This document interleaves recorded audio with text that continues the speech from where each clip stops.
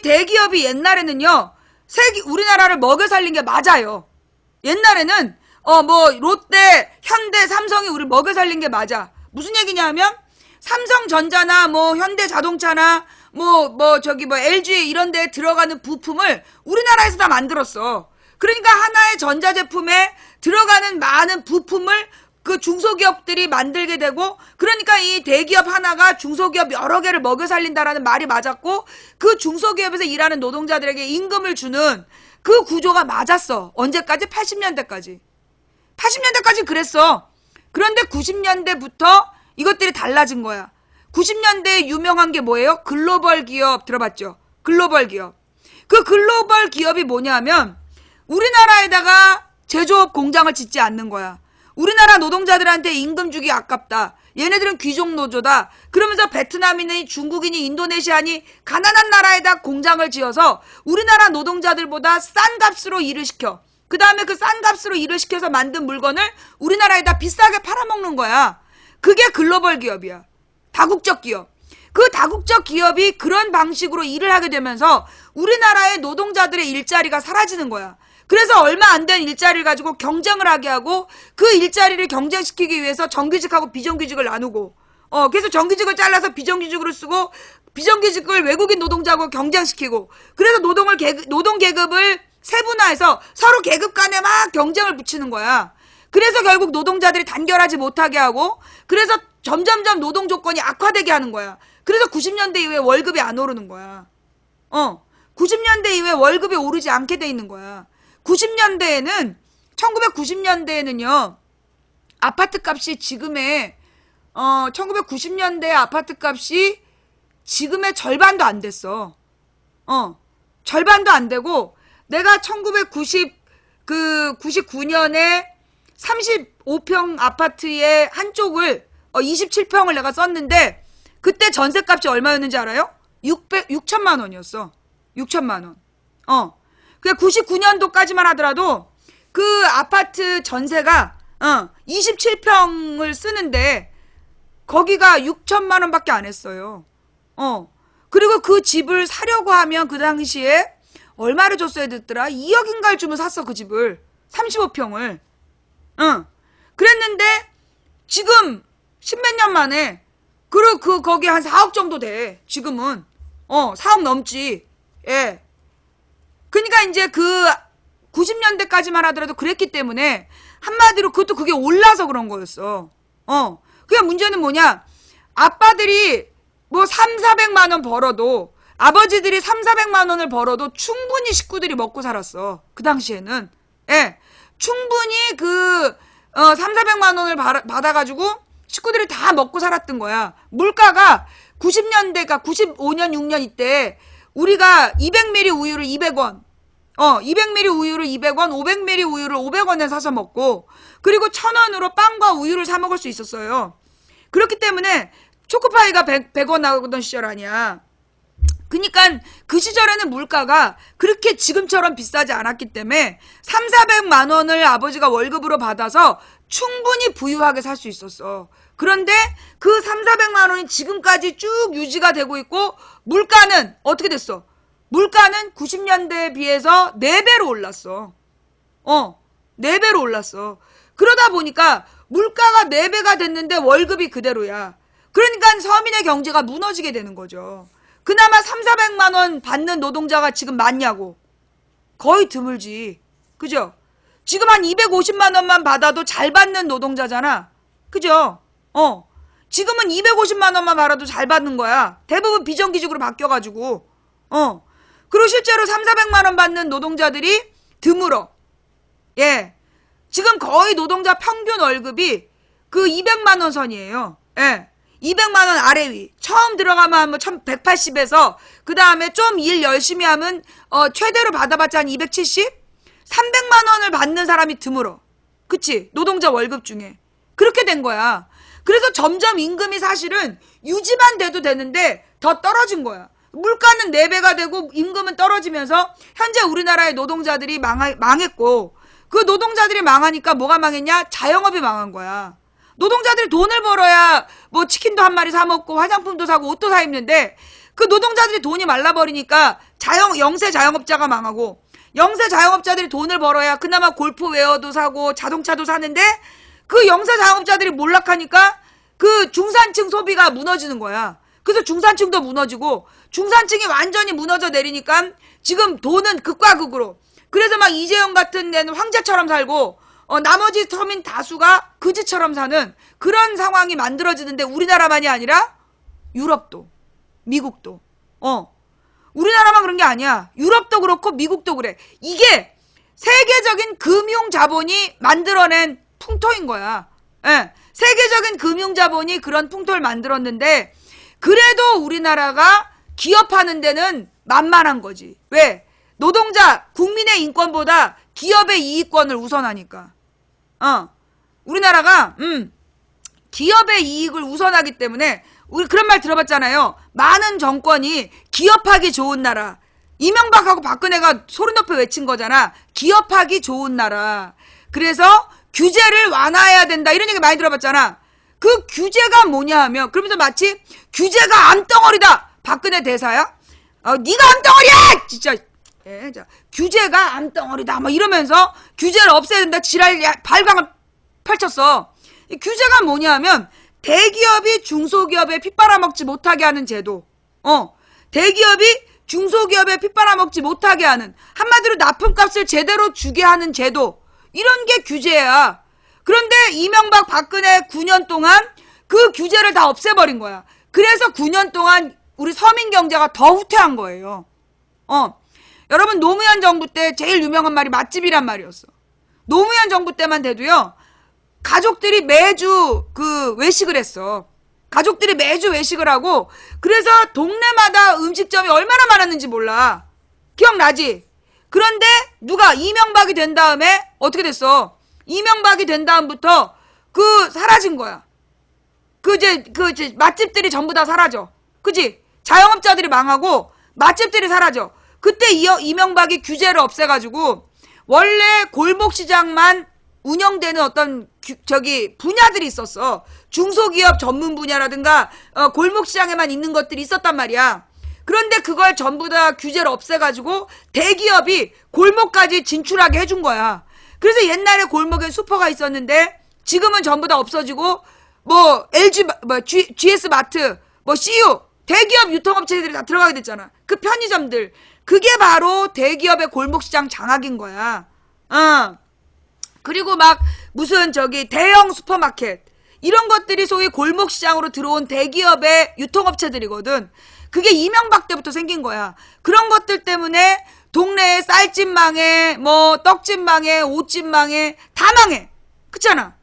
종류별로 다 망했잖아. 그릇집도 망하고, 그리고 이제 재래시장들 다 망하고. 그게 이명박 박근혜가 쭉 유지해온 기조야. 그러니까 얘네들이 빨아먹다 이제 안 되니까 돈 되는 건 뭐든지 한다. 괴물이 된 거죠. 대기업이 괴물이야. 그러니까 막 모든 돈을 다 빨아들이는 거야. 미친 듯이. 마치 무슨 영화에 나오는 괴물들이 막 지구에 물을 빨아들이듯이 모든 돈을 빨아들여서 결국은 창고에다가 어마어마하게 쌓아놓고, 그 돈이 살인을 부르고, 돈을 차지하기 위해서 막 형제간에 칼부림하고 난리도 아니야. 그렇잖아. 막 꼰질러갖고 구속시키고 그 지랄하고 있다니까. 그 와중에 우리 국민들은 다 망하고 세계 국민들이 다 망한 거지. 예. 그게 이제 지금 세계의 경제의 그 흐름이다. 그리고 이제 삼성이 그 과정에서 다른 나라에서는 이미 오래전에 사라진, 다른 나라에서는 이미 오래전에 사라진 그 정경유착, 정치와 경제가 유착된, 한마디로 정치 권력에게 더러운 뒷돈을 대주고 특혜를 받는 방식으로 운영되는 대기업. 이렇게 되면 실제로 삼성 같은 경우는 유럽이나 미국에선 퇴출된다는 거야. 페널티를 준다는 거야. 유럽이나 이제 미국에서는 왜 그럼 그런 제도가 생겼냐? 자, 전부 다 각 기업들이 경쟁을 해. 근데 어디는 인권에 따라 노동법을 지켜. 근데 어떤 놈들은 노동법을 안 지켜. 그렇게 만든 물건을 가지고 가서 경쟁을 하면 지네들이 싼 값으로 갖고 와서 경쟁할 거 아니야. 그럼 이 기업에 볼 때 자기네들이 손해를 보잖아. 그래서 유럽이나 미국에서는 공정 경쟁을 위해서 원칙을 지켜야 되는 거야. 부패 경영을 하면 안 된다라는 그런 원칙을 만들어 놓은 거야. 그게 결국은 공정한 경쟁을 위해서야. 근데 지금 이 삼성에서 하는 짓거리들은 그런 공정 경쟁이 아니라 불공정한 그 착취, 불공정한 타협, 불공정한 거래잖아. 그러면 이게 외국에서는 이런 식으로 기업을 하면 부패 기업이라고 낙인을 찍어서 페널티를 주는 거야. 그래서 그들이 받는 이익을 국가에서 환수해버리는 거지. 그러면 삼성 물건을 팔아가지고, 그 나라에서 벌금으로 다 가져가 버리는 거야. 자, 그러면 삼성은 지금 다른 나라에서 이익을 창출하고 있냐? 별로 못한다는 거야. 왜냐? 내가 미국의 무슨 프로를 봤어. 오프라 윈프리 쇼인가를 봤어. 근데 거기 온 관객들한테 삼성 휴대폰을 공짜로 뿌리는 거야. 몇 년 전에 본 거야. 이명박 때였나? 그때 본 거였는데, 삼성 그 휴대폰을 공짜로 나눠주는 거야. 휴대폰 있는 사람들한테. 결국은 그 사람들한테 그걸 공짜로 나눠주고, 그 다음에 우리나라에서 파는 가격보다 싼 가격으로 해외에다 팔아. 그러니까 해외에다 아무리 뭐 몇천만 대가 나가도 그 몇천만 대를 우리나라 가격으로 파는 게 아니야. 그럼 결국 이익은 어디에서 나냐? 우리나라에서 나는 거야. 비싸게 팔아먹어가지고. 우리나라에서 비싸게 팔아먹고 외국에다가 싸게 팔고. 현대자동차도 마찬가지야. 우리나라에서 4천만 원에 파는 걸 미국에서 2천만 원에 파는 거야. 그런 식으로 해서 결국은 뭐 판매 대수가 많아봤자 우리나라에서만 이익이 나는 거야. 그 다음에 이 새끼들이 어떤 식으로 하냐면 또 부품을 우리나라에서 만들어야 되는데 우리나라에서 만들지 않고 베트남 공장에서 만들어. 베트남에다 26조 투자하면 뭐하냐고 씨발. 그 돈 우리 삥 뜯은 돈인데 우리 노동자들한테 우리 삼성 AS 센터 직원들한테 삥 뜯고 우리 국민들한테 비싼 값에 물건 팔아가지고 번 돈으로 베트남에다 공장 지어. 그래서 거기서 부품 만들어가지고 그걸로 메이드 인 코리아 만들어서 팔아. 이 개새끼들이 그게 메이드 인 코리아야. 메이드 인 베트남이지. 예. 그러니까 이게 우리나라 기업인데 우리나라 기업이 아닌 거야. 우리가 국산품을 애용하는 이유는 뭐냐면 우리나라의 일자리를 만드는 기업을 애용한다는 거야. 근데 공장을 바깥에서 만들어갖고 다른 나라에서 만들어서 팔아. 자, 현대 기아 자동차 미국의 판매 대수 수출. 그게 왜 수출이야? 미국에서 만들어서 팔았잖아. 그건 수출이 아니야. 그러니까 현대에다가 수출 관련한 특혜를 주면 안 돼. 왜냐면 미국에서 미국 공장을 짓고 거기서 물건 만들어서 팔아 싼 값에. 그런데 우리나라는 4천만 원에 팔고 걔네는 2천만 원에 팔면서 2천만 원짜리 미국 자동차가 훨씬 더 튼튼하다는 거야. 옵션도 기본으로 들어가 있고. 근데 이걸 수출 기업이라고 우리나라에서 특혜는 또 받아. 이런 개의 자식들. 그 자동차를 우리나라에서 만들어야 그게 우리나라에서 만들어서 팔아야 그게 수출이지. 그 나라에 만들어서 그 나라에 파는데 그 나라의 일자리를 만들었는데 그걸 왜 우리나라에서 특혜를 주냐고. 그지? 삼성도 마찬가지고 현대도 마찬가지야. 그런 식으로 외국 공장에서 물건을 만들어서 그걸 외국에 팔았는데 그걸 우리나라에서 무슨 수출 대기업이라고 그러면서 걔네들이 벌어온 돈은 그 이명박이 한 짓이야. 환율 혜택을 주려고. 그놈들이 벌어온 돈에 대한 환율 혜택을 주려고 다른 나라에서 달러 가치가 우리나라 돈으로 따지면 한 1달러에 800원 정도밖에 안 하는데 890원 정도 할 때 우리나라는 반드시 1200원을 바꿔주게 한 거야. 그걸 어떻게 조정을 했냐면 달러의 숫자를 조정하는 거야. 우리나라 안에 돈을 그러니까 가령 중소기업들이 가령 물건을 사러 가려면 몇 달러가 필요할 거 아니야. 몇백만 달러, 몇천만 달러가 필요할 거 아니야. 그러니까 중소기업이 물건을 사러 가려면 필요한 달러의 숫자만 딱 남기고 나머지를 국가에서 묶어놓는 거야. 그럼 이 중소기업은 그 달러를 사기 위해서 그 계속 1달러당 1200원씩을 준 거야. 근데 그 돈으로 1달러를 가지고 밖에 나가서 자원을 살려고 그러면 800원어치밖에 안 주는 거야. 우리나라에서 1200원을 주고 1달러를 받아서 가서 야 1달러어치 물건을 줘. 그때 옛날에는 8개를 12개를 줬는데 8개밖에 안 주는 거야. 그러니까 중소기업이 망한 거야. 누구 때문에? 이명박의 환율 정책 때문에. 그 이명박의 환율 정책을 그대로 유지한 게 누구야? 박근혜 이씨. 어우 진짜. 이런 썩을 것들이 그랬단 얘기지.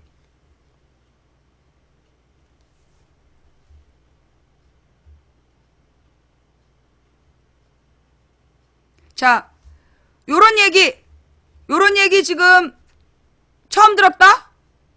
예. 이런 이야기를 내가 자주 해줘야 되는데, 그동안 이제 이 박근혜와 그 날마다 벌어지는 일 때문에 자주 못했어요. 예. 자, 지금 이제 이 세계 경제의 역사와 그 다음에 지금 현재 우리나라에 나타나는 문제와 처음 들으시는 분들 많으시죠? 네. 여러분들을 위해서 망치부인 존재하는 거예요. 네, 처음 들은 분들을 위해서. 예. 우리 망치부인 방송은 10년 동안 못 들었다가 아까워할 게 없어. 맨날 들어도 똑같은 얘기 또 하기 때문에. 예, 지금부터 들으면 충분해요. 앞으로의 10년을 같이 하시면 됩니다. 예. 자, 방송 11년차 방송인 망치부인이에요. 자, 그래서 이재용의 구속이 갖는 의미가 뭐냐. 지금 막 언론에서는, 지금 언론에서는 이재용이 구속되면 뭐 삼성의 브랜드 가치가 떨어져서 우리나라의 손실이 크다는 식으로 얘기를 하는데, 씨발. 삼성이 잘 팔려서 우리나라에 무슨 이익이 있었는데. 막말로 우리나라에서 물건 만들어 파냐고. 다른 나라에 그 나라에서 물건 만들어 팔잖아. 삼성의 브랜드 가치가 떨어져가지고 우리나라에서 손해볼 게 없는 거야. 맨 우리한테 비싸게 팔고 쟤네들에서 싸게 팔고 그 나라에서 만들어 팔고 우리나라에서 돈 벌어서 그 나라에 투자하고 삼성의 브랜드 가치가 떨어져서 나라가 망할 일이 없다는 거지. 워낙 부패한 경영을 했기 때문에. 자, 이재용의 구속이 갖는 의미는 뭐냐면 결국 이 70년 된 정경유착의 고리를 끊고 부패 경영을 끝내는 부패 경영을 끝내는 계기가 돼야 된다. 예. 그래서 이 이재용이 구속되는 게 굉장히 중요하다. 자,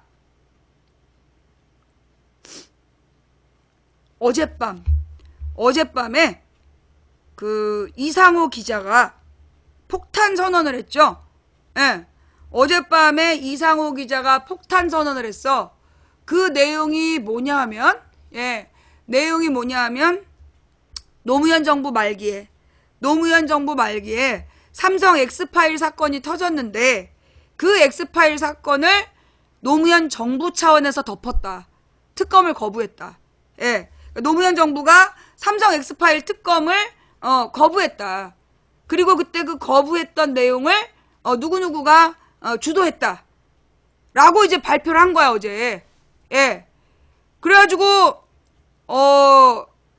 꽤 큰 충격이에요. 그 상황이. 왜냐하면 옛날에는 이게 2012년에는 큰 사건이 안 됐어. 2007년에는 뭐 대통령 후보가 아니었고 2012년에는 단일 후보였기 때문에 문제가 안 돼. 그런데 지금은 우리에게 유력 후보이지만 단일 후보가 아니야. 이게 거기다가 지금 시즌이 지금의 이 시사 상황이 이게 박근혜와 최순실 비선 실세농단 그리고 이 우병우 민정수석에서 시작된 일이야. 그러니까 그때하고 상황이 달라진 거야. 그래서 이게 만약에 선거 때 터지면 이게 선거 시기에 터져버리면 뭐 막말 녹음 파일 저리 가라 사건이 되는 거지. 예. 이게 막말 그 녹음 파일 저리 가라 하는 사건이 터지는 거야. 예. 그래서 우리가 미리 이런 내용들을 나는 내가 볼 때 이상호 기자가 그거 각오하고 터뜨린 것 같아. 미리 우리가 알아야 된다. 왜냐하면 이제 그 지지자들이 무결점의 후보다. 아무 잘못 없다. 이렇게 지금 막 순수한 마음으로 지지하고 있는데 이게 선거 때 딱 터져버렸어. 그러면 어떻게 될 것 같아? 그렇게 되면 이 지지자들이 순식간에 무너져 내려. 예. 순식간에 무너져 내리게 되면 끝나는 거야. 그러니까 지지를 하더라도 알고 지지해야 된다는 거야. 어쩐지 중계방 내가 보고 있어요. 예. 그래서 어제 이상호 기자의 그 뭐라 그러나 이 그 발언이 굉장히 중요한 내용이었다. 그런데다가 이 문재인 후보가 언제 그 얘기를 한 거야? 그 수개표를 강화해야 된다. 지금의 개표 시스템을 믿을 수 없다. 이게 지금 뉴스로 나왔어. 이게 또 왜 중요한 문제냐. 그 당시에 2012년에 대선이 끝나고 한 달 동안 수개표 논란이 벌어졌잖아. 개표 부정 논란. 그때 문재인 후보가 아무 말 안 했어. 문제 제기 안 했단 말이야. 그러니까 그래놓고 지금에 와서 개표 과정이 공정하다고 자신할 수 없다라고 그러면 그 당시에 뭐 했냐? 이게 또 선거 핵심이 또 될 수 있는 거지. 뉴스가 나왔어. 이제 와서 수개표를 얘기하면 어떡하냐. 그러면서 투표소에서 개표하는 거를, 해야 된다. 그러려면 더 많은 참관인이 있어야 된다. 근데 뭐라냐면, 여당이 우세한 지역에서는 야당 쪽의 개표 참관인을 확보하지 못한 게 사실이다. 그래서 투표소에서 개표해야 된다. 앞뒤가 안 맞아요, 여러분. 아니, 모아가지고 개표를 해도 참관인이 모자란데, 투표소에서 개표를 하면 참관인이 더 많이 필요한 거야. 그 앞뒤가 안 맞는 얘기예요. 지금 왜 그 얘기를 이슈로 만드는지. 그런 건 막말하는 사람들이나 하는 얘기지. 근데 이때 선관위에서 또 하나 딱 얹은 거야. 뭐라고 얘기했냐면 경선 과정을 선관위에서 관리해 줄 수 없다. 조기 대선 시스템이기 때문에 이 정당별 경선을 선관위에서 관리해 줄 수 없다라고 던졌어. 이 말이 겹치면서 말이에요. 이게 결과적으로 이게 더해지면 어떤 효과를 낳느냐? 선관위가 공정한 정당별 경선을 관리 못한다. 근데 지금 더민주당은 문재인에게만 유리하다. 요게 문재인이가 되자마자 터뜨릴 거라 했잖아. 종편에서. 근데 선관위가 관리도 안 해준대. 그런데 문재인도 자기가 개표에 대해서 자신 없다. 이런 얘기까지 했어. 이렇게 되면 결국은 문재인이 만약에 야당 후보가 됐을 때 그 공정성을 뭘로 보장할 거냐고.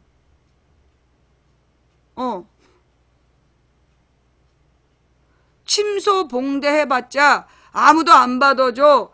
여기서만 난리지. 아, 그렇구나. 근데 너는 왜 침소 봉대하는 방송을 왜 보고 있어? 너는 여기 못 들어오게 해줄게. 예. 침소 봉대한다 그러면서 왜 봐? 예.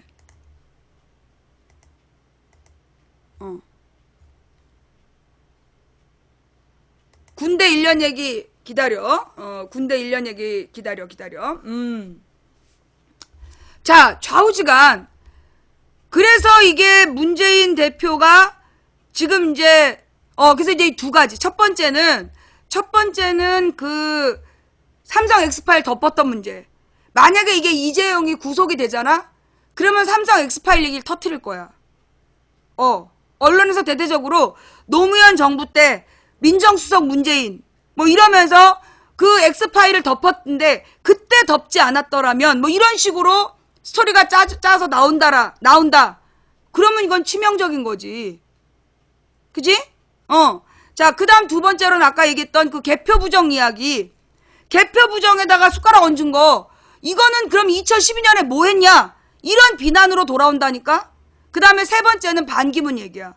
오늘 한겨레 신문 일면에 뭐가 나왔냐면 반기문이 참여정부 때 박연차한테 뇌물 받았다라는 박연차 리스트가 존재한다.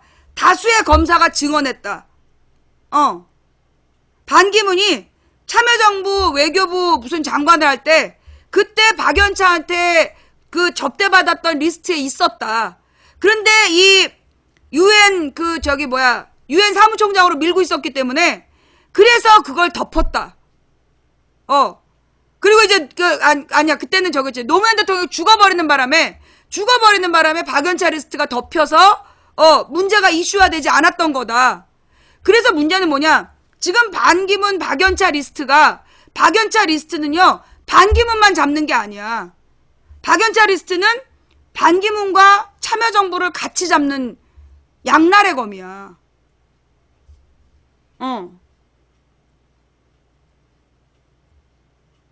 예. 이 모든 것에 대해서 대책이 있느냐? 이 모든 거에 대해서 대책이 있느냐고. 결국 내가 그랬잖아. 문재인이 나와서 문재인이 양보 안 하고 끝까지 고하면 내 노무현을 죽인다 그랬잖아. 그게 그 얘기야. 결국은 문재인을 잡기 위해서 참여정부를 공격할 거라고.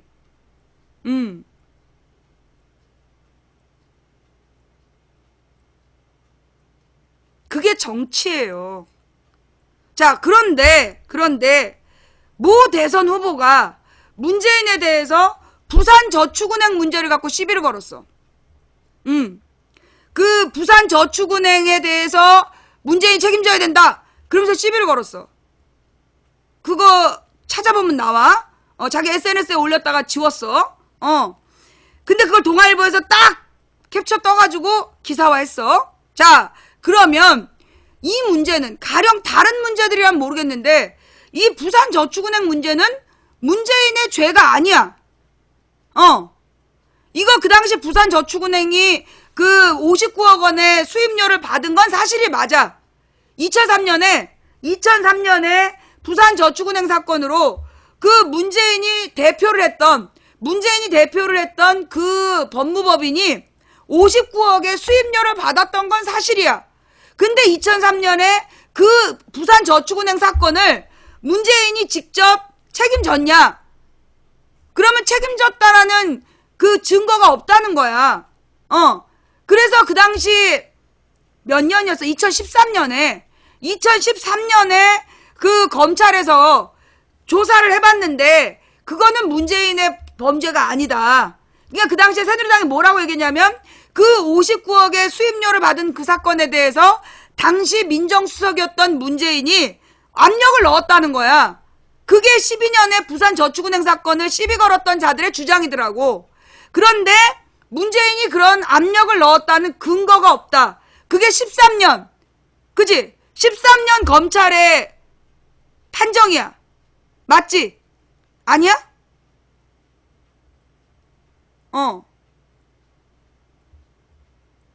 무슨 얘기냐? 예. 그러니까 그 부산저축은행 사건은 문재인이 옛날에 대표로 있었던 법무법인이 문재인은 민정수석으로 들어와 있었고 그때 이제 다른 대표가 운영하던 시절에 59억의 수입료를 받고 그 사건을 수임했었던 거고 그 정당한 수입료를 받은 거기 때문에 그거는 도덕적인 비난을 할 수 있는 부분이 아니다. 그 회사는. 그리고 중요한 건 문재인이 그 사건에 개입하지 않았다. 그 얘기를 문재인 하고 있고 13년에 박근혜 정부 검찰이 문재인이 맞다. 그런 거 아니야.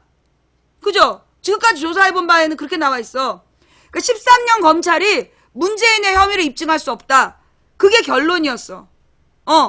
그러니까 문재인이 저축은행 사건에 개입됐다는 주장은 개소리다.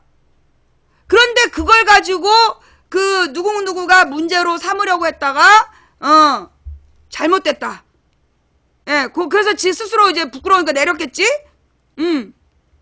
아니 가령 뭐 삼성 엑스파일 문제라든가 이 참여정부의 문제라든가 뭐 이런 문제를 다룬 거면 내가 말 안 하는데 그 59억 문제는 이미 문재인에게 죄를 물을 수 없다라고 끝났는데 그걸 왜 문제를 삼아? 왜 다른 문제들 말고 딴 얘기를 문제로 삼아서 이게 결국은 또 뭐 눈 돌리는 거 아니냐고. 한 템포. 결국은 이거 나중에 선거 때 가서 터뜨리자는 거 아니야.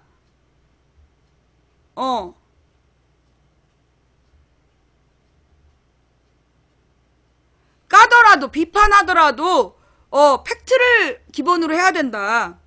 그러니까 이게 지금 뭐냐면요. 지금 이제 여론의 흐름, 그러니까 언론의 움직임을 보면서 내가 느끼는 건 문재인이 후보가 되면 참여정부의 모든 비리를 이슈화할 것 같아. 지금 분위기가 일단 선관위에서 우리는 정당 선거 공정성 보장, 공정관리 못 해준다라고 얘기해. 그 말의 목적은 뭐냐? 지금 더민주에서 경선한 게 공정하다고 보장 못 한다는 얘기야. 나중에 논란거리를 미리 지금 제공하는 거야.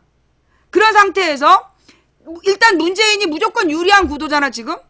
더민주의 최고위원들이 다 문재인 사람들이고, 그래서 경선 룰을 문재인에게 유리하게 짤 거다! 라고 지금 생각하고 있잖아, 사람들이? 이런 상황에서 결과가 나왔을 때 문재인이 후보가 된 걸 가지고 틀림없이 불공정한, 기울어진 운동장에서 문재인에게 유리하게 치러진 경선이었다라고 종편이 계속 찍어바르겠지. 거기에 대한 변명을 뭐라고 할 거냐고. 그것도 대답을 준비해야 돼. 문재인 지지자들은. 그 다음에 문재인이 후보가 되자마자, 야권 단일 후보가 되자마자 참여정부 박연차 리스트. 여러분, 반기문에 대해서 종편이 막 띄워주는 것 같잖아. 그런데 언론들에서 반기문의 뭐라 그러나 반기문에 대해서 되게 부정적으로 얘기를 해. 그치? 지금 반기문을 막 띄워주는 것처럼 하루 종일 반기문이 나와. 근데 되게 부정적으로 나와. 그치? 하루 종일 반기문을 보여주는데 반기문에 대해서 나오는 내용이 그렇게 긍정적이지 않아. 그치? 그러면 이게 그래서 노이즈 마케팅이냐 이랬잖아. 왠지 반기문하고 문재인을 같이 띄워가지고 참여정부의 문제로 싸잡아서 뭐 준비하는 거야? 참여정부를 공격하는 그런 어떤 설계를 가지고 있는 거냐고. 왜냐면 반기문이 참여정부 사람이고 노무현이 유엔 사무총장을 만들었단 말이야.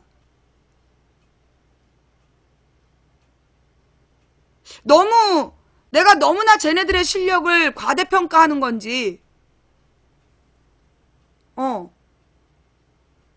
다른 후보들 다 죽여놓고, 야당 후보들 다 죽여놓고, 그리고 이 반기문하고 문재인만 막 띄운 다음에, 둘 다 참여정부 노무현의 문제점으로 빵 터트리는, 뭐 그런 걸 준비해 놓은 거냐?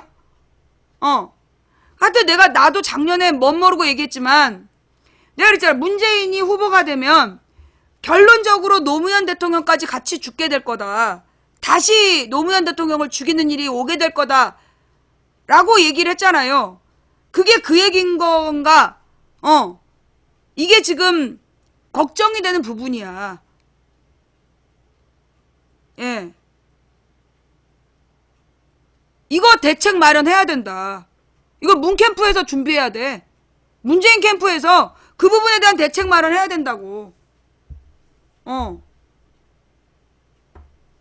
야당 경선이 불공정했다라는 그 언론의 프레임을 어떻게 깨나갈 거냐. 그거 대책 마련해야 되고, 그 다음에 참여정부에 대한 문제점으로, 왜냐면 문재인은 참여정부 내내 있었던 사람이야.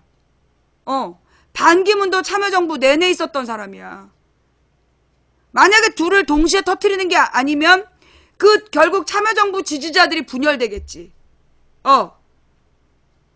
참여정부 지지자들끼리의 싸움을 유도하는 건지, 하여튼, 뭔가 지금 분위기가 이상해. 근데 이제, 이명박은, 반기문을 도와라라고 얘기를 했단 말이야.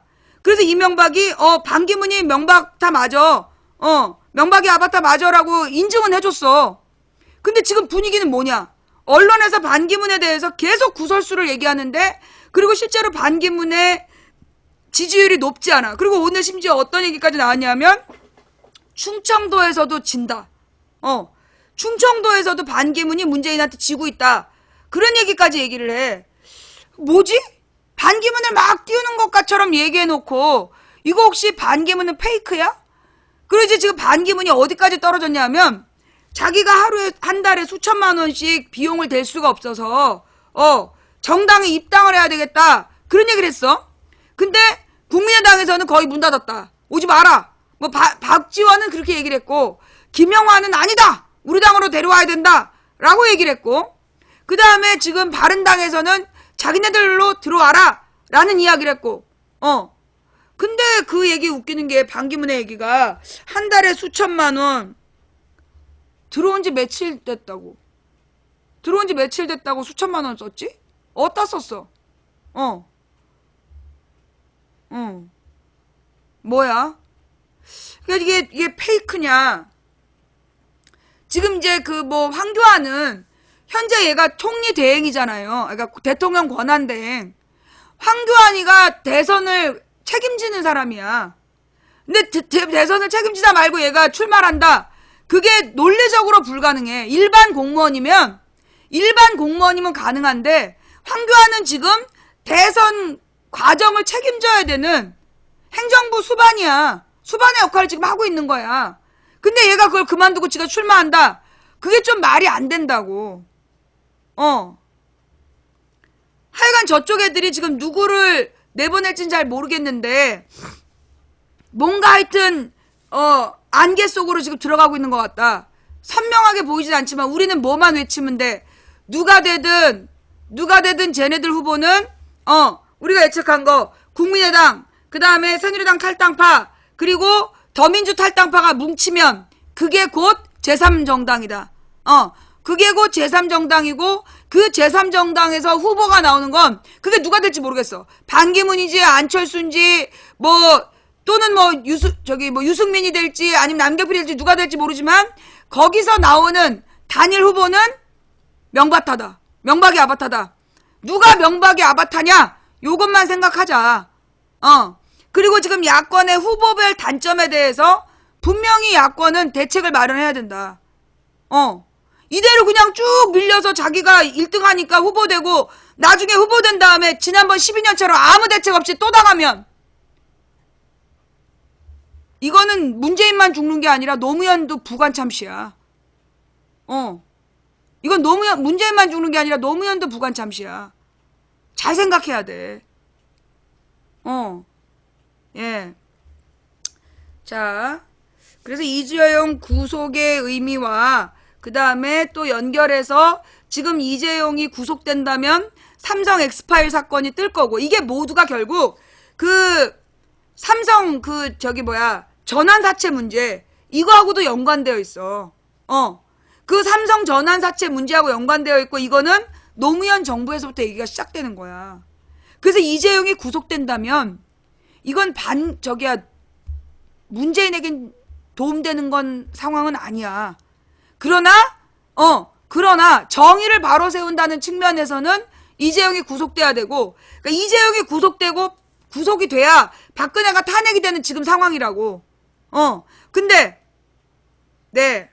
부관참시라는 말은 뭐냐면 옛날에 중국에서 있었던 형벌로서 이미 죽어서 관에 있는 사람을 형벌로 관을 훼손하고 시신을 꺼내어 버리는 그런 형벌이야. 그게 부관참시.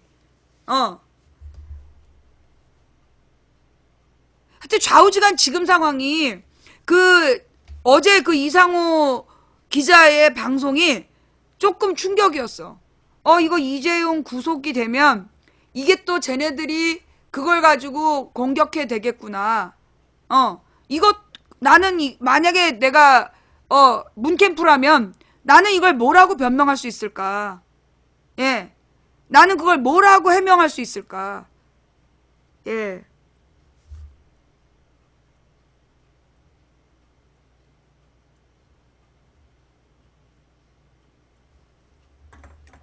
그래. 근데 말이에요. 지금 웃기는 게 뭐냐 하면 내가 아는 문재인 팬들은 대부분 우리 방 팬이거든? 근데 일회용 아이디들로 들어와가지고 시비를 되게 걸어. 일회용 아이디들이 들어와가지고 나한테 자기네들이 문팬인 척하면서 시비를 막 건다? 얘네 정체가 뭘까?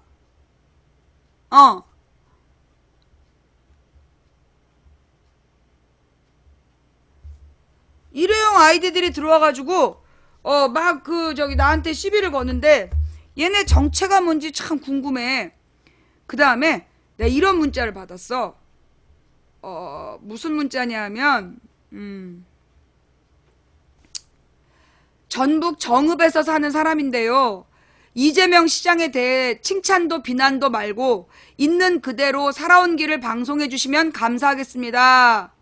있는 그대로 살아온 길을 방송하라고 그러면 그거는 뭐 저기 그 욕설 파일까지 얘기하란 얘기잖아. 근데 이 문자를 보낸 다음에 이 사람이 실수로 뭐라 그랬냐면 망치 부인한테 보낸 문자네 잘했남? 이렇게 보냈어. 지가 먼저 문자를 보낸 다음에 그 밑에 누군가에게 보고를 한 거야.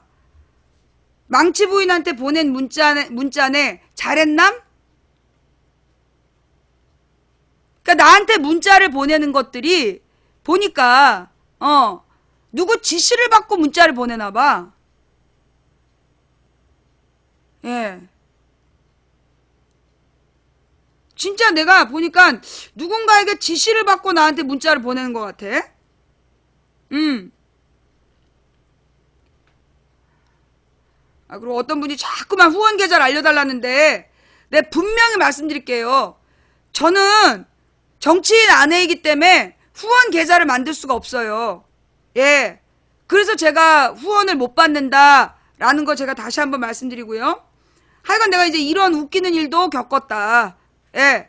그러니까 이제 지금 야권 지지자인 척 하면서 아주 지랄을 한다.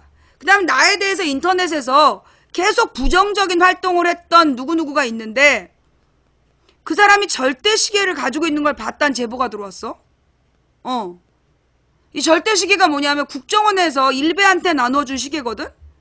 2009년부터? 그러니까 인터넷에서 문재인 지지자인 척 하면서 나에 대해서 계속 어떤 사람이 깠는데 그 사람이 국정원 절대시계를 가지고 있는 걸 봤다. 그런 제보가 들어왔어요.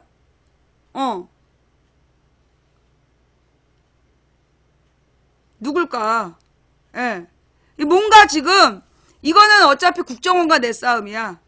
예. 국정원과 내 싸움이야. 예. 국정원 절대시계 이거 검색해보면 나와.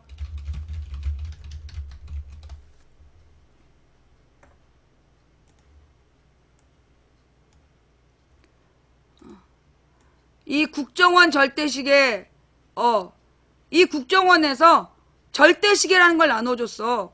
아무나 간첩으로 신고하면 그걸 나눠준 거야. 그리고 이 국정원 절대시계를 나눠줄 때 어느 조직을 이용했냐면 일베. 그리고 이 일베의 뭐라 그러나, 일베 사이트 주소가 그게 국정원하고 연관되어 있다. 그런 얘기도 2013년에 밝혀진 게 있었어. 국정원에서 일베를 초청해서 절대시계를 나눠주고, 막 특급 대우를 해줬어. 그게 이제 증거로 다 있었던 사건들이야, 이게. 그러니까 지금 망치 부인을 공격하는 애들 중에,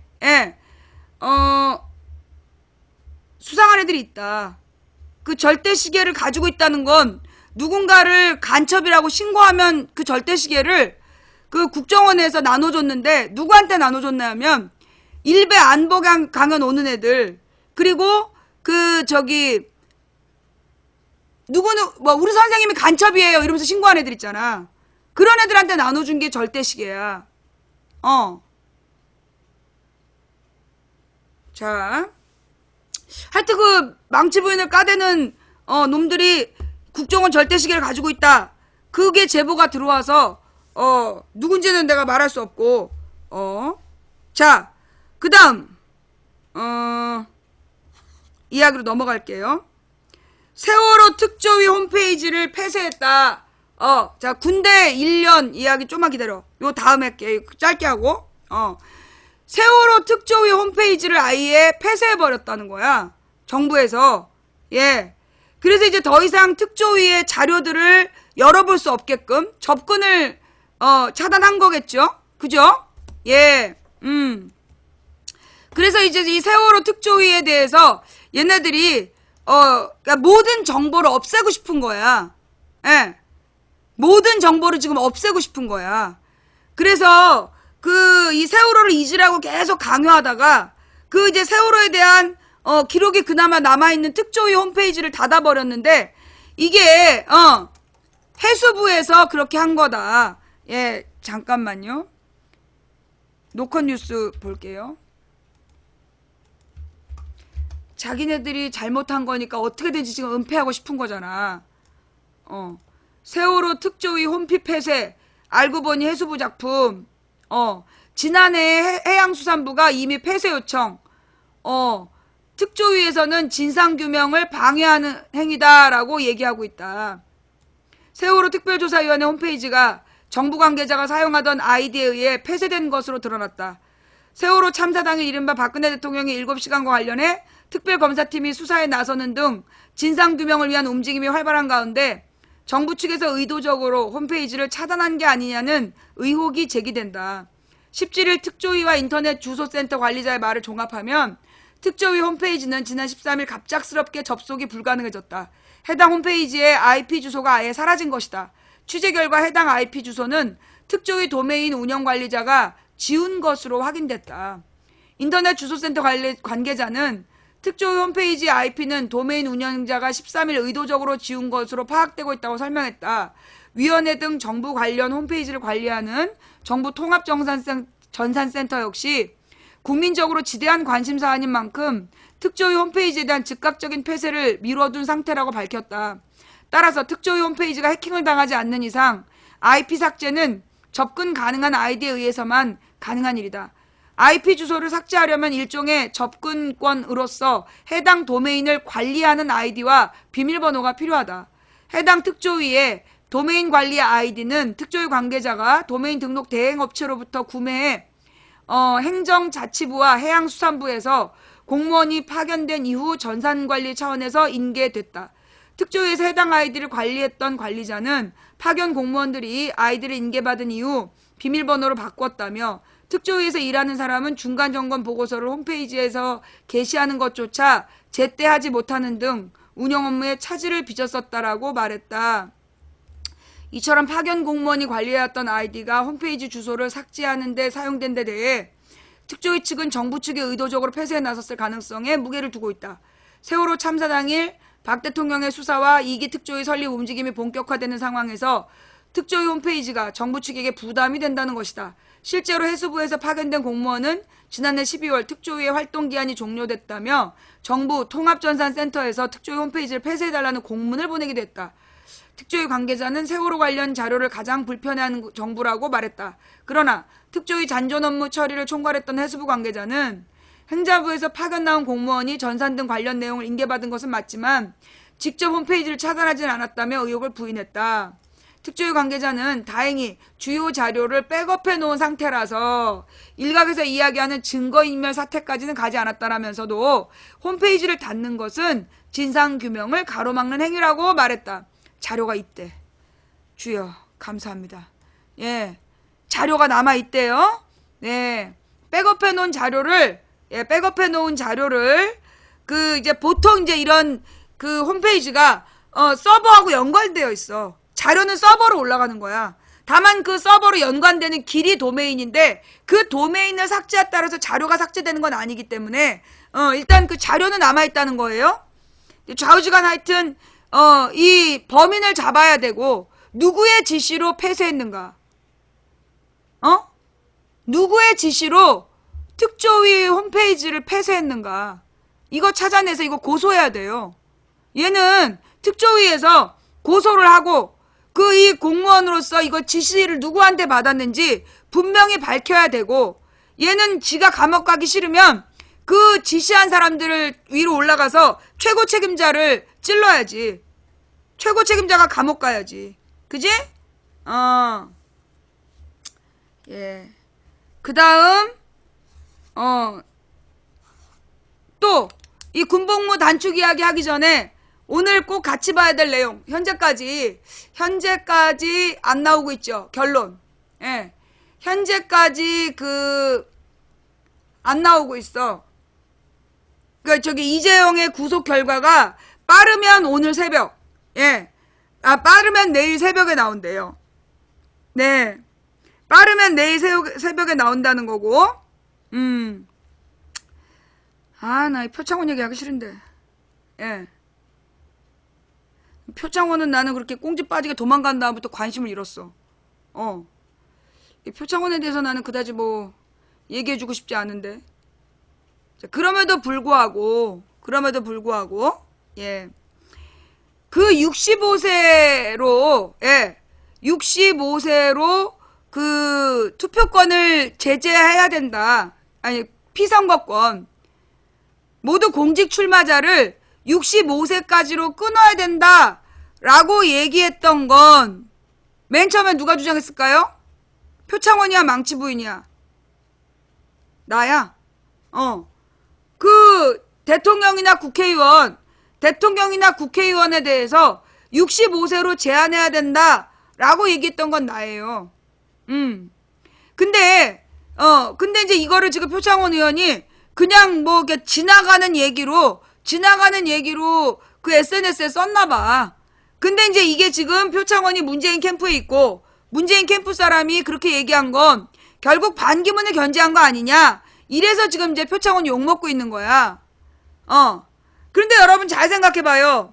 지금 김종인 77세, 반기문 72세, 그 다음에 박지원도 70 몇 살이야? 이제 70세 이상의 정치인들이 지금 온 나라에서 욕을 엄청 먹고 있잖아. 그지? 지금 이제 그 70대 정치인들이 온 나라에서 욕을 먹고 있어. 근데 이제 지금 우리나라에서는 뭐 서청원도 그렇고, 뭐 저 버니 샌더스나 힐러리를 봐라.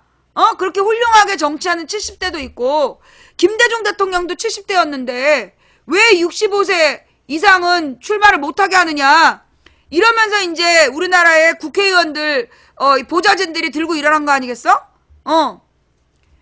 근데 나는요, 솔직히 얘기해서, 힐러리 떨어졌잖아. 힐러리도 떨어졌잖아. 버니 샌더스는 후보에서 떨어졌고. 이게 무슨 얘기냐. 그럼 그 다음에 김대중 대통령이 70대 대통령이 돼요. 그래서 무슨 문제가 있었냐 하면, 실제로 직무를 하는데, 고령이라서, 그 관저에서 많이 보고를 받았대잖아. 그거 이번에 밝혀진 거 아니야. 그지? 그렇기 때문에 나는 이 70대 정치인들이 그 투표권을 피선거권을 행사하는 거는 한마디로 이 사람들이 일을 하는 거는 난 좀 무리가 있다고 봐. 예. 그래. 샌더스 같은 사람이 얼마나 훌륭하냐. 이 사람이 후진을 양성할 수도 있는 거 아니에요? 그 힐러리 봐봐. 대선 때 쓰러졌잖아. 힐러리 떨어진 데는 그 쓰러진 것도 중요한 역할을 했어. 이게 70세가 힐러리가 70이 다 돼가는 나이였기 때문에 중간에 이렇게 쓰러졌잖아요. 그러니 고령의 정치인들이 정치하는 게 나라에 도움 안 돼. 나는 이렇게 생각해. 내가 일찍이 그 얘기를 먼저 했어요. 일찍이 내가 65세, 그러니까 피선거권을 65세로 제한해야 된다. 출마할 수 있는 최대치를 65세로 해야 된다. 65세 넘으면 출마를 못하게 해야 된다. 내가 주장한 건 그 얘기야. 출마를 65세 이상은 못하게 해야 된다. 그래야 나이든 정치인이 후진을 양성한다고. 지금 같은 체제에서는 자기가 계속 해먹으려고 그래. 아무리 늙어도 80세, 90세가 돼도 내가 왜 그런 얘기가 있잖아. 80이 넘은 노인도 문지방만 넘으면 뭘 한다고. 그러니까 이제 이 마음은 안 늙어. 내가 늙어보니까 내가 내일 모레가 쉰이에요. 올해가 49이야. 그런데 내 마음은 청춘이란 말이야. 내가 이러니 70이 돼도 똑같을 거 아니겠어. 내가 20년 늙는다고 내가 늙었다고 생각되겠어? 근데 몸은 이미 못 따라가. 몸은 이미 10년 전하고 다르단 말이야. 근데 자기들 마음은 20대야. 그래서 내가 65세로 출마를 제한해야 된다. 근데 이게 안 될 거다. 왜? 국회의원들이 오래 헤쳐먹으려고. 지금 65세 넘은 국회의원들 얼마나 많은데. 지금 민주당의 국회의원 나이 되게 많아. 그래서 지금 야당 의원들이 되게 고령이기 때문에 야당에서 팔팔 뜰 거다. 내가 그렇게 봤어. 그리고 이렇게 나이 든 사람들이 정치를 계속 하기 때문에 절대 법을 안 바꿔준다. 그러니 어떻게 해야 되냐? 유권자가 알아서 뽑지 말아야 된다. 65세 이상의 출마자는 유권자가 알아서 뽑지 말아야 돼. 그래야 정리가 되는 거야. 그 65세 이상의 출마자가 나오면 이 사람들은 안 찍어줘야 돼. 그래야 자연스럽게 나가봤자 떨어지지 싶어서 안 나오게 되는 거야. 절대 쟤네가 법을 안 바꿔준다니까? 지네 밥줄이기 때문에, 국회의원으로 받아먹는 게 맞고, 그게 지네 밥줄이기 때문에 절대 안 내놓는다는 거야. 나는 표창원이 한 말 자체가, 그게, 잘못됐다고 생각 안 해. 내가 먼저 얘기했던 부분이고, 그게 난 필요하다고 봐. 모든 공직자는 65세에 정년 퇴임을 해야 된다. 난 그 말이 맞다고 봐요. 근데 지금 막 국회의원들이 펄펄 뛰고 왜 그래야 되느냐. 이건 헌법 위반이다. 아니 그러면 왜 나머지 공무원은 65세에 정년퇴직하는데? 65세 이상의 정년퇴직은 왜 하는 건데? 그거는 헌법 위반이 아니고 65세 이상이 출마하는 거는 헌법 위반이야? 출마 못하게 하면 헌법 위반이야? 왜 그런 이중잣대야? 나는 위헌이라는 주장에 동의 못하겠어. 그럼 모든 정년을 없애든가. 마음이 멀쩡한데 정년 퇴직한 사람들이 얼마나 많아. 그래서 경비원 하면서 온갖 모욕당하고. 그 사람들은 무슨 죄냐고. 말이 안 되는 게요. 선출직이라 위헌이라는 게 말이 안 되게 장관도 나이 제한이 없다니까? 지금 그래서 박근혜 정부의 장관 평균 나이가 70이잖아. 68세인가? 장관이 선출직이냐고. 그러니까 선출직이라서 안 된다. 그것도 거짓말이야. 한마디로 고위 권력자들은 종신토록 권력을 쥐어먹겠다는 박정희나 이승만과 뭐가 다르냐고. 장관은 임명직이야. 그런데 장관은 나이 제한이 없어. 선출직이라서 나이 제한을 두면 안 된다? 그러면 왜 대통령은 40세 이상, 국회의원은 25세 이상, 그 나이 제한은 왜 두는 건데? 선출직이라서 나이 제한이 없어야 되면, 국회의원은 25세 이상, 대통령은 40세 이상, 왜 그건 나이 제한이 있냐고. 앞뒤가 안 맞는 논리야. 선출직에 나이 제한을 두는 건 헌법에 위배된다? 개소리라고 난 생각해.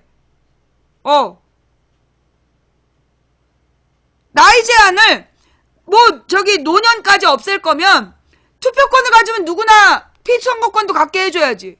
안 그래? 선거권자는 피선거권을 갖는다. 통일을 해버려야 될 거 아니야. 나는 그래서 표창원 의원이 했던 말의 내용에 대해서는 난 잘못된 내용이 아니라고 봐. JTBC에서도 위헌이라고 주장했는데 나는 위헌이라고 주장하는 사람들이 난 문제라고 본다고. 그러면 모든 정년퇴직이 위헌이지. 아니 무엇보다 언론사 사장 투표를 뽑아. 선출직이잖아. 근데 정년퇴직해야 돼. 말이 안 되지. 그 이중잣대라고 봐. 그런데 표창원 의원이 왜 욕을 먹느냐. 표창원 의원은 일반 국민이 아니야. 일반 국민이 아니라고. 나는 일반 국민이야. 근데 표창원 의원은 국회의원이야. 그러면 국회의원은 뭘 해야 되느냐? 자기의 의견을 내기보다 국민의 의견을 받아서 그 국민의 의견을 집행하려고 법으로 만들라고 그 자리에서 돈 받는 사람이야. 그러면 국회의원은 자기 하고 싶은 얘기가 있어도 국민의 뜻에 따라야 되는 거야. 가령 이런 거는 어떻습니까? 라고 물어볼 수 있지. 국회의원이 하는 일은 주인님한테 물어보는 거야. 국민들한테. 모든 공무원 선출직의 연령 제한을 65세로 둬야 된다라는 의견을 제기한 방송인이 있습니다. 망치부인이 그랬다. 여러분의 의견 어떻습니까? 라고 물었다라면, 그렇다라면 사람들이 거기에 대해서 국민들이 다수가 반대라거나 다수가 찬성하거나 할 수 있겠지. 그지? 근데 이게 아니라 자기 생각을 그냥 툭 던져버린 거야. 근데 이 표창원은 개인이 아니야. 첫째는 국회의원이라서 법을 만드는 사람이요. 둘째는 지금 인기 최정상 더민주의 스타 의원이요. 셋째는 가장 지지율이 높은 대선 후보 캠프 사람으로 인지되는 사람이라는 거야. 그 사람의 말 한마디는 곧 누구에게 65세 이상의 유권자에게도 영향을 미치고 있기 때문에 떨어지는 낙엽도 조심해야 되는 위치라는 거지. 뭔 말인지 알아? 표창원 의원이 내가 볼 때 말의 내용에 있어서는 실수하지 않았지만 형식에 의해서는 실수했다 라고 난 생각해. 그게 내 생각이야. 예. 그러니까 표창원 의원이 주장한 생각, 그 생각엔 내가 동의하지만 자기 지위에 맞게끔 행동해야 돼. 근데 표창원 의원이 지금 초선 의원이고 경험은 너무 없고 의욕은 앞서다 보니까 실수했다라고 봐. 방법적 실수야. 옛날에 정동영이가 그 2004년에 탄핵 광풍 속에서 치러지는 총선에서 노인들은 투표하지 말아야 된다. 당 대표였는데 그 말을 했어. 그걸 젊은 그 대학생 기자단이 들어놓고 그걸 언론사에 꼰지른 거야. 그래가지고 이것들이 그게 이미 선거 시작하기 한 달 전에 들은 얘기인데 선거 때 터뜨린 거야. 선거 이틀인가 3일 지나서. 그래가지고 완전히 막 그 한나라당 지지 노인들이 길에서 침 뱉고 쌍욕을 다 했다니까. 나 선거운동하면서 맞을 뻔했잖아. 노인들한테. 막 가르침을 뱉어대고 막 얼마나 심했는지 몰라요.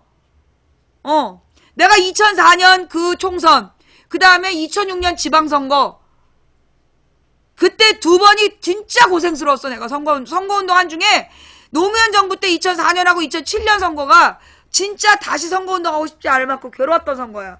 근데 그 2004년에 노인들이 가르침 뱉었던 게 그게 정동영 말 한마디 때문에 그런 거야. 노인들이 들고 일어났잖아. 그런데 그 말을 악용한 거지. 새누리당, 한나라당이 그 정동영의 말을 악용을 해가지고 그 반격을 가했던 거죠. 정확하게 얘기하면. 좌우지간 지금 선거를 앞두고 그 야당 정치인들이 말조심을 해야 되는 거야. 한마디를 해도 조심해야 돼. 지금 더민주 의원들이 말 한마디 잘못하면 그건 한순간에 쟤네들한테 빌미를 주게 되는 거야. 한순간에 빌미를 주는 거기 때문에 말 한마디도 조심해야 된다. 특히